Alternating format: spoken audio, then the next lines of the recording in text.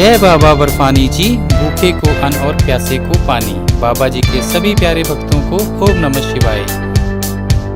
आज का जो वीडियो बनाने का टॉपिक ये है, मैं कोशिश कर रहा हूँ कि जो भी भक्त श्री अमरनाथ जी यात्रा पे जाना चाहते हैं उनको घर बैठे ही यात्रा की संपूर्ण जानकारी दे सकूँ। इसमें मेरी कोशिश ये रहेगी कि जितना भी मैं कवर कर पाऊँगा, जितना मुझे याद आएगा कि यात्रा में कहाँ कहाँ पे क्या है, क्या परेशानियाँ होती हैं, क्या नहीं होता है, मैं आपको सारा बता पाऊँ, ताकि जब भी आप यात्रा पे जाएं तो आपका जो माइंडसेट है कि कहाँ पे क्या परेशानी है, कहाँ पे वॉशरूम है, कहाँ पे भंडारे हैं, कहाँ पे मैं तेज़ चलना है, कहाँ पे मैं धीरे चलना है। तो एक कोशिश कर रहा हूँ मैं, आपको अच्छी लगे तो प्लीज़ बताइए और लोगों को भी शेयर करना। कम से कम टाइम में मैं इसे बताने की कोशिश कर रहा हूँ पूरी यात्रा का। जब भी बाबा जी के आशीर्वाद से मैंने यात्रा अपनी स्टार्ट की है, वो की है मैंने पहलगांव से। तो पहलगांव में सिंपल घुसते ही जब भी आप यात्रा घुसेंगे तो टेंट, भंडारे और वॉशरूम की अच्छी सुविधा है। मेडिकल कैंप भी है, सिम भी मिलती है वहाँ पे। आप ये तीनों चारों चीज़ें लेके सुबह गेट खुलेगा, गेट खुलने के बाद आप बाहर आएंगे। बाहर से आपको टैक्सी मिलती हैं, शेयरिंग टैक्सी पर बंदे का 120 से 130 रुपये लेके आपको चंदनवाड़ी छोड़ देंगी। इसके बीच में आपके परमिट चेक होंगे, प्लीज़ आप अपने परमिट बाहर रखें उस टाइम पे। और टैक्सी में भी आपकी एक बारी जो एक नदी है उसके ऊपर पुल है, वहाँ पे परमिट चेक होते हैं कई बार।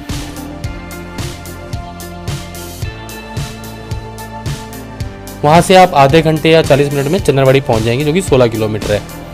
चंदनवाड़ी पहुँचने के बाद फिर आपकी एक परमिट की कॉपी रख ली जाएगी। तो कोशिश करें आप हल्का फुल्का पहलगांव में ही खा लें, कुछ नाश्ता ले लें। अगर फिर भी आपको टाइम नहीं मिलता, अगर लेट हो जाते हैं, तो चंदनवाड़ी में काफ़ी सारे भंडारे हैं, क्योंकि आपको खाली पेट यात्रा नहीं करनी है। तो चंदनवाड़ी में जैसे चेक पोस्ट क्रॉस करेंगे तो वहाँ पे कम से कम भी 10-11 भंडारे हैं। आप आराम से 10-11 भंडारों में अपना कुछ हल्का फुल्का खा के और अपनी यात्रा स्टार्ट करें। कोशिश करें जितनी जल्दी आप निकलेंगे उतना अच्छा रहेगा, क्योंकि शेषनाग पहुँचने में आपको दिक्कत ना हो। चंदनवाड़ी से आप अपना पिट्ठू वाला कर सकते हैं, पिछली वीडियो में बता सका हूँ, पिट्ठू वाले मिलते हैं, वहाँ से आप यात्रा स्टार्ट करेंगे। कोई चढ़ाई नहीं है, हल्की सी चढ़ाई है भंडारों के पास, उसका पूरा प्लेन रोड है और आगे एक चेक पोस्ट आएगा। फिर दोबारा आपकी चेकिंग होगी और वो लास्ट चेकिंग होती है, उसके बाद कहीं और चेकिंग नहीं होगी। तो उसके बाद अपने आपको आगे निकलना है। तो पिस्सू रॉक की एकदम खड़ी चढ़ाई है, तो शुरू में थोड़ी सी चढ़ाई है, फिर प्लेन है और आगे फिर घुमाऊ नुमा आगे ट्रैक बना हुआ है। ऐसे घूम घूम के आपको पहाड़ के ऊपर चढ़ना है।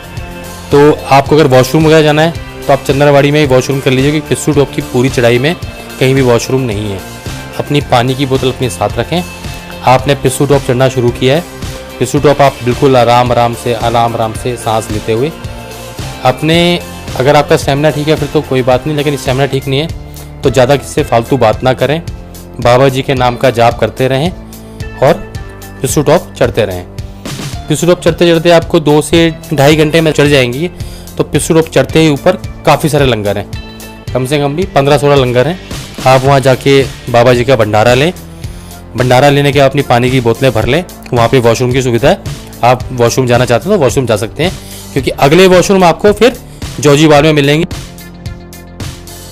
शुरू में जा रहे हैं तो सुविधाएं कम होंगी, तो आगे आपको जोजीवाल मिलेंगे। तो अपना फ्रेश होके हल्का फुल्का नाश्ता लेके, ज़्यादा हैवी नाश्ता ना लें, क्योंकि आपको यात्रा करनी है। जितने ज़्यादा आप नाश्ता लेंगे फिर आपको चलने में दिक्कत आएगी। जोजीवाल का जो है वो भी प्लेन रास्ता है, हल्की फुल्की चढ़ाई है। उतराई में आके एक जोजीवाल का भंडारा आता है। आप पिस्सू टॉप से निकलने के बाद मैक्सिमम 2.5 से 3 घंटे में जोजीवाल पहुंच जाएंगे। जोजीवाल पहुंचने के बाद भंडारे हैं, वहाँ पे भी 6-7 भंडारे हैं काफ़ी बड़े बड़े, वहाँ भी आप हल्का फुल्का नाश्ता लें। वहाँ पे भी वॉशरूम की अच्छी सुविधा है। आप फ्रेश होकर अपना आगे की पानी की बोतल भर के आगे की यात्रा स्टार्ट करें। जोजीवाल भंडारों की खास बात यह है कि वहाँ पे काफ़ी बड़े बड़े डीजे लगे होते हैं और बिल्कुल नीचे जाके चारों तरफ पहाड़ है। तो बाबा जी के आशीर्वाद से वहाँ पे बाबा जी के भजनों पे झूमने का मज़ा ही अलग है। काफ़ी सारे भक्त झूमते हैं, हम भी झूमते हैं और बॉडी में दोबारा से एनर्जी मिल जाती है। तो जोजीवाल से जैसे आगे निकलेंगे तो आगे एक झरना आएगा, काफ़ी अच्छा व्यू है। झरने को क्रॉस करते हुए आप वहाँ पे चढ़ाई है, थोड़ी खड़ी चढ़ाई है, खड़ी चढ़ाई क्रॉस करते ही फिर आप शेषनाग की तरफ निकलेंगे।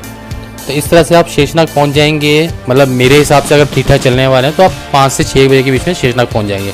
शेषनाग पहुँचते ही सबसे पहले अपने टेंट बुक करें, टेंट में अपना सामान रखें, फ्रेश हो जाएं, अपने कपड़े चेंज कर लें और दिन ही दिन में आप लंगर में खाना खा के आ जाएं, क्योंकि रात को ठंड अधिक हो जाती है। और अपना 7-8 बजे तक सो जाएं। 7-8 बजे सो जाएंगे, सुबह जल्दी उठेंगे आप, फिर अगली यात्रा स्टार्ट करेंगे अपनी। अगले दिन आपको गणेश टॉप क्रॉस करना है, वहाँ पे थोड़ी सी ऑक्सीजन की कमी होती है। उस दिन खाना थोड़ा हल्का लें आप, मॉर्निंग में उठ के हल्का खाना लेके आप यात्रा थोड़ा जल्दी शुरू करें। और उसके बाद हल्के हल्के वहाँ से भी आपको थोड़ा प्लेन ही है, उसके 1 किलोमीटर बाद हल्की चढ़ाई है, फिर प्लेन है, फिर थोड़ी तिरछी चढ़ाई है जिसमें आपको प्लेन ही चलना है। मेन है गणेश टॉप और मागोना टॉप, वहाँ पे भी उससे गणेश टॉप चढ़ने से पहले ही एक भंडारा है और वहाँ पे वॉशरूम की सुविधा भी है और मेडिकल कैंप भी है। एक्चुअली बताना भूल गया, मेडिकल कैंप आपका शेषनाग में भी है और चंदनवाड़ी में भी है। और उसके बाद आपको मिलेगा गणेश टॉप की चढ़ाई स्टार्ट करने से पहले। तो वहाँ पे आर्मी वाले गर्म पानी भी भर के देते हैं ताकि गर्म पानी का हल्का हल्का सिप लेते हुए आप गणेश टॉप चढ़ जाएँ। कोई दिक्कत नहीं है, ऑक्सीजन कितनी भी कम हो, लेकिन बस ये है कि आपको बहुत छोटे छोटे कदमों से और 2-3 कदम चल के, मैंने जैसे पिछली वीडियो में बता चुका हूँ आपको, 2-3 कदम चल के फिर रुक जाना है, 2-3 कदम चल के फिर रुक जाना है, बाबा जी के नाम का जाप करते हैं। फिर भी अगर आपको ज़्यादा दिक्कत होती है चलने में और घबराहट सी होती है, तो आपने जो भी कपड़े अपने पहने हुए हैं, जैकेट वगैरह, उसको हल्का हल्का लूज़ कर लें ताकि आपको अंदर हवा लगे और जिससे कि आपको आराम मिले। क्योंकि परेशानी मेरे को भी होती है वहाँ शेषनाग में, तो यही करना पड़ता है कि अपना थोड़ा हल्का फुल्का गला ढीला कर लें और बड़े आराम आराम चढ़ें। वही एक सारा थोड़ी खट्टी मीठी टॉफ़ी चूस लिया आपने उस टाइम पे, क्योंकि ऑक्सीजन की दिक्कत होती है ना, तो हल्का सा पानी पी लिया। कभी भी ग्लूकोज को सूखा ना चाटें। काफ़ी भक्तों को देखा गया है कि ग्लूकोज हाथ में लेके सूखा चाटते हैं, उससे आपका गला ड्राई हो जाएगा, आपको चढ़ने में दिक्कत होगी। ऐसे करते करते बाबा का नाम लेते थे आप शेषनाग भी चढ़ जाएंगे। ऊपर बिल्कुल प्लेन है, बर्फ़ ही बर्फ़ मिलती है हर बारी। आप अपनी फ़ोटो वोटो खिंचवाएं बड़े आराम से। इंडियन आर्मी के कैंप बने हुए हैं, ऊपर भी मेडिकल कैंप है, कोई दिक्कत नहीं है। यात्रा में कहीं पे भी आप 5-10 मिनट से ज़्यादा ना बैठें, क्योंकि बैठने से बॉडी का जो ब्लड सर्कुलेशन है वो ठंडा हो जाता है, तो फिर दोबारा चलने में दिक्कत आती है। तो आप कंटिन्यू चलें, 5-10 मिनट चलें, फिर थोड़ा सा आराम कर लें, कम खाएं। उससे गणेश टॉप चढ़ने के बाद पूरा जो रास्ता है उतराई वाला है। उसके बाद आता है श्री अमरनाथ जी यात्रा का पोषपत्री भंडारा, उसमें आप जी भर के खाएं, क्योंकि आगे आपको इतनी कोई टेंशन नहीं है चलने की, उतरना है। और उस भंडारे में आपको वॉशरूम, मेडिकल, जूते, चप्पल, अब तो उस भंडारे में मसाज की मशीनें भी लगी हुई हैं। अगर आपको चलने में दिक्कत आ रही है, आपके पैरों में दर्द हो गया, तो मसाज की मशीनें भी लगी हुई हैं उस भंडारे में और सुविधा होती है, वहाँ पे आप जाके ले सकते हैं। पोषपति वाले भंडारे में आपको काफ़ी बड़ा भंडारा है, हर चीज़ मिलेगी वहाँ पे, आप जी भर के खाएँ। वहाँ पे खाने की कोई रोक टोक नहीं है, आराम से पेट भर के खाएँ, क्योंकि आगे आपको चढ़ाई नहीं चढ़नी है और प्लेन में चलना है। उसके बाद काफ़ी उतराई वाला है और काफ़ी उतराई में उतरते उतरते एक भंडारा पंचतरनी से 3 या 4 किलोमीटर पहले एक भंडारा और आता है यूपी वालों का। उस भंडारे में भी आप हल्का नाश्ता चाय पानी ले सकते हैं और वहाँ पे वॉशरूम, हर भंडारे के पास वॉशरूम होते हैं, आपको कोई दिक्कत नहीं। फिर भी आपको कोई हेल्प चाहिए तो आप भंडारे वालों से बात कर सकते हैं। चलने के बाद आप पंचतरनी पहुँच जाते हैं। पंचतरनी में भी आपके पास सही है, हेलीपैड के पास लेना चाहें आगे शुरू से टेंट शुरू हो जाते हैं, लेकिन कोशिश ये करें कि आगे जाके टेंट ले लें, जिससे कि सुबह मॉर्निंग में आप उठ के, क्योंकि भंडारे भी मैक्सिमम सारे आगे ही हैं हेलीपैड के पास और कुछ पीछे भी हैं, तो टेंट आप जहाँ लेना चाहें, जहाँ आपको कंफर्टेबल लगे वहाँ ले लें। पर हम लोग हमेशा आगे ही लेते हैं। वहाँ फतेहाबाद वालों का भंडारा है, उसके पीछे काफ़ी टेंट भी हैं, वॉशरूम भी हैं आराम से, और सामने हेलीपैड भी है और वहीं से सामने गेट भी है, सुबह मॉर्निंग में निकल सकते हैं। आप पंचतरनी पहुँच के, पंचतरनी में भी कोई दिक्कत नहीं है, मेडिकल कैंप, काफ़ी बड़ा मेडिकल कैंप है, आपको मेडिकल की काफ़ी फैसिलिटी मिल जाती हैं और टेंटों की भी काफ़ी अच्छी व्यवस्था है, गर्म पानी की। उस टाइम भी आप जल्दी पहुंच जाएंगे तो आपको जल्दी सारी चीज़ें मिल जाएंगी, आसानी से, कोई दिक्कत नहीं है। तो वहाँ पे आप खाना खा के आराम करें, अगली मॉर्निंग में निकलें गुफा पे, बाबा जी की गुफा पे। तो बाबा जी की गुफा पे भी ऐसे ही है, आपको टेंट शुरू से मिलने शुरू हो जाते हैं। कोशिश करें जो बर्फ़ के ऊपर, जैसे दोनों नदियों के बीच का हिस्सा होता है जहाँ बर्फ़ जमी होती है, कई भक्तों ने वहाँ भी टेंट डाले होते हैं, आप कोशिश करें वहाँ ना लें, साइड में लें, जो रास्ता है साइड में काफ़ी टेंट बने होते हैं। आप अपना टेंट वहाँ बुक करके, बाबा जी के गर्म पानी भी मिलता है वहाँ, ठंडा पानी भी मिलता है और वॉशरूम भी अच्छे हैं, आप वहाँ अपना टेंट बुक करके रह के बाबा जी के दर्शन निकल सकते हैं।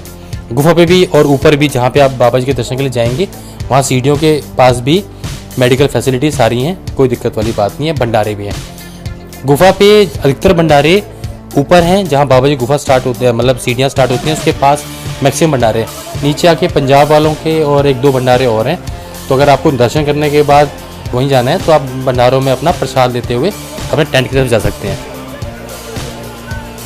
तो ये बाबा जी के दर्शन हो गए। दर्शन करने के बाद अगर आप बालटाल से नीचे आ रहे हैं तो बालटाल में क्या है कि भंडारों की सुविधा काफ़ी कम है और रास्ता भी थोड़ा कम है चलने के लिए, जाम लगने के ज़्यादा चांस रहते हैं। क्योंकि जब आप उतरते हैं, नीचे से यात्री आते हैं, आप उतरने वाले होते हैं, काफ़ी भीड़ होती है जिसकी वजह से जाम लग जाता है। कोशिश करें सुबह जल्दी निकलें ताकि जब नीचे वाले यात्री आना शुरू हो और जब आप जा रहे हो तो आपका आधा रास्ता क्रॉस हो चुका हो। अगर आप लेट निकलेंगे तो वो यात्री ऊपर आ चुके होंगे और आप भी जाएंगे तो जाम लगने के चांस ज़्यादा रहते हैं। तो कोशिश करें कि सुबह जल्दी निकलें ताकि जब तक नीचे वाले यात्री चढ़ाई चढ़ के आ रहे हों तो आपका आधा रास्ता क्रॉस हो चुका हो, आधा क्रॉस कर ही लेंगे। बालटाल में ये है कि आप भागते हुए कभी ना, क्योंकि पूरा उतराई वाला रास्ता है, अगर भागते हुए उतरेंगे तो आपके घुटने में चोट लग सकती है। एक बात का विशेष ध्यान रखें जो कि बालटाल में ही है, आप यात्रा से कम 3-4 दिन पहले अपने नाखून काट लें, क्योंकि जब उतरते हैं हम तो हमारा अंगूठा आगे जूते में टच करता है, जिसकी वजह से हमारे नाखून में दर्द होता है, हमारे पैर में दर्द होता है। तो ये बात आप ध्यान रखें कि जब भी यात्रा पे जा रहे हैं उससे 3-4 दिन पहले आप उंगलियों के नाखून काट लें। और बालटाल में फिर आपको जब आप निकलेंगे सुबह गुफा से तो वहाँ चाय नाश्ता आपको हल्का फुल्का गुफा पे मिल जाएगा। उसके बाद आप निकलें और निकलने के बाद काफ़ी मेरे ख्याल से 5 से 6 किलोमीटर चलने के बाद एक भंडारा आता है बीच में, उस भंडारे में फिर हल्का फुल्का नाश्ता करें। वॉशरूम की सुविधा नहीं है बालटाल में, तो कोशिश करें सुबह फ्रेश होके निकलें, बाबा जी गुफा के पास ही अपना हल्का फुल्का नाश्ता करके फ्रेश होकर निकलें, क्योंकि सुविधा नहीं है, ना ही कोई ऐसी जगह है जहाँ हम वॉशरूम जा सकते हैं, क्योंकि पूरे पहाड़ी वाला इलाका और काफ़ी ज़्यादा भीड़ होती है। तो बालटाल में थोड़ी सी वॉशरूम की दिक्कत है। जो भंडारा आता है उसमें सुविधा है, उसके 2-3 किलोमीटर फिर भंडारा आता है, फिर नीचे तो काफ़ी सारे भंडारे लगने शुरू हो जाते हैं, लेकिन जब सुबह निकलते हैं उसके काफ़ी देर बाद भंडारा आता है। तो बालटाल में दिक्कत नहीं है, बस थोड़ा पहाड़ की तरफ चलें, जब बालटाल से उतर रहे हो पहाड़ की तरफ चलें, इस तरफ खाई की तरफ ना चलें, और अपना स्टॉल वगैरह बाहर रखें, क्योंकि अगर बारिश नहीं है, बारिश है फिर तो कीचड़ मिलेगा, तो कीचड़ में दिक्कत, लेकिन अगर बारिश नहीं तो बहुत ज़्यादा मिट्टी उड़ती है यात्री को चलने से, उससे आपको सांस लेने में दिक्कत हो सकती है, मिट्टी आपकी नाक में जाएगी, आपको दिक्कत होगी। इसलिए भाई कोई दिक्कत नहीं है, बालटाल आप नीचे उतर जाएंगे। बालटाल में वॉशरूम की सुविधा कम है बालटाल में, तो आप ध्यान रखें चीज़ का बस। तो मैंने कोशिश की है कि जो भी मेरी यात्रा का मैं जितना बताना चाहता था आपको, या मुझसे जो इस वीडियो से जो आपको हेल्प मिलेगी तो मिल जाए। फिर भी आपके मन में इस वीडियो को सुन के कोई क्वेश्चन आया हो या मुझसे कुछ छूट गया हो या आप कोई जानकारी चाहते हो तो प्लीज़ कमेंट बॉक्स में कमेंट करें। मेरी कोशिश रहेगी कि मैं आपको अधिक से अधिक और जल्द से जल्द बाबा जी की यात्रा की जानकारी दे पाऊँ, ताकि जो परेशानियाँ मुझे हुई हैं, किसी और को हुई हैं, वो आने वाले भक्तों पे ना हो और अधिक से अधिक भक्त बाबा जी के दर्शन पे जा पाएँ। जो लोगों के मन में एक डर भर गया ना कि यात्रा में ऐसा होता है वैसा होता है, वो मेरी पूरी कोशिश रहेगी और ये मेरा विश्वास है। जो भी मैं आपके साथ शेयर कर रहा हूँ चीज़ें, आप खुद जाके वहाँ देखेंगे तो आप बता पाएंगे कि वाकई सब कुछ ठीक था। तो बाबा जी के सभी प्यारे भक्तों से एक मेरी हाथ जोड़ के विनती है, इस वीडियो को खुद तो सुने, बाकी और भक्तों के साथ भी शेयर करें। जो लोग बाबा अमरनाथ जी की यात्रा पे नहीं गए हैं या जाना चाहते हैं, अपना मन बना रहे हैं, तो इस वीडियो को सुन के वो ये मन बना सकते हैं कि इतनी मुश्किल यात्रा नहीं है, कैसे कैसे पड़ाव है, कहाँ पे क्या है, तो दिक्कत नहीं आएगी। और सभी भक्तों से अनुरोध है कि इस वीडियो को अधिक से अधिक शेयर करें ताकि वीडियो हर भक्त तक पहुँच पाए। श्री अमरनाथ जी यात्रा से जुड़ी किसी भी प्रकार की जानकारी के लिए आप हमारे नंबर पर मैसेज या कॉल कर जानकारी प्राप्त कर सकते हैं। भोले बाबा जी के आशीर्वाद से हमारी ये कोशिश रहेगी कि सही जानकारी और जल्द से जल्द आप तक पहुंचाई जाए। बाबा जी के सभी प्यारे भक्तों को ओम नमः शिवाय।